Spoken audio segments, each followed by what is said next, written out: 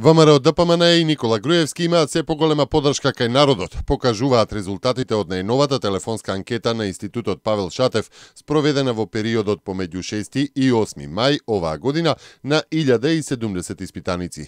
Груевски ужива доверба кај 30,8% од испитаниците, додека 11,4% му уверуваат на Зоран Заев. На прашањето пак која партија би победила на следните парламентарни избори, 49,6% од испитаниците одговориле ВМРО ДПМН, додека 20,2% СДСМ. Испитувањето во мај, споредено со анкетата спроведена во април, покажува раст на довербата кај граѓаните кон Груевски и ВМРО ДПМН и пад на довербата кон Заев и СДСМ.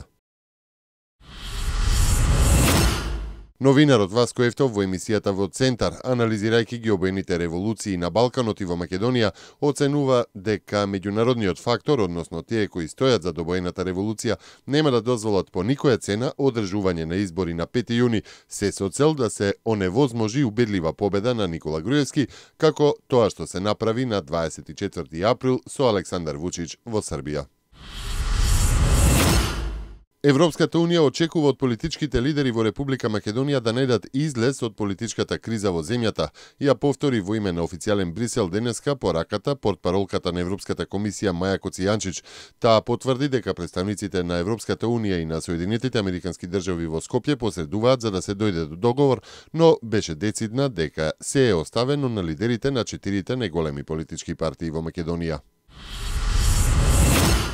Оваа политичка криза трае предолго, нема време за губење. Останува премногу работи да се завршат, потребни се тешки и сериозни одлуки, кои треба да бидат донесени во најскоро време од оние што се одговорни за ситуацијата, изјави евроамбасадорот Иво Орав на денешната традиционална средба со амбасадорите од земјите членки на Унијата и актуелниот и поранешните вице-премиери за европски прашања, организирана од Секретаријатот за европски прашања по повод Денот на Европа.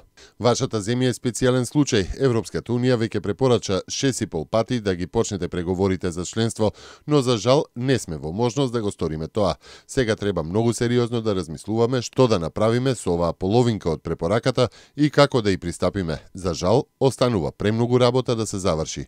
Оваа политичка криза трае предолго, рече во воведното излагање евроамбасадорот Орав.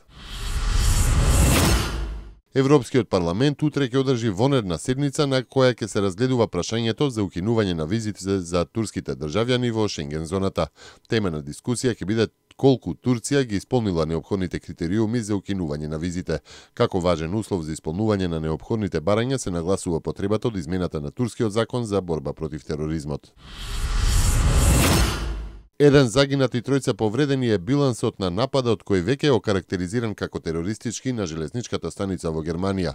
Обвинителот порано денеска рече дека нападачот очигледно имал исламистички мотиви.